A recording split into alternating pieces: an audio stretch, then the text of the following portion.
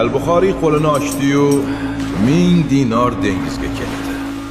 Hech kim tushunmadi, toki u bir og'iz so'z aytmaguncha. Kimsasiz dengiz o'rtasidagi kema safar davomida xurosonlik bir firibgar tinimsiz xushomad qilib Daho bobomizning ishonchiga kiradi va qandaydir yo'l bilan u zotning yonida naq 1000 dinor oltini borligini bilib oladi. Tong otayotganda kema sahnida kutilmagan g'ala-g'ovur ko'tarildi. Haligi xushomadgo'y yoqasini yirtib faryod qilardi. Dod musulmonlar, uyim kuydi, 1000 dinor pulimni o'g'irlashdi, yordam beringlar! Kema darg'asi barcha yo'lovchilarni devorga taqab, bittalab tintuv qilishni buyurdi. Hech kim qutula olmasdi. Navbat Imom Buxoriyga yaqinlashib kelardi.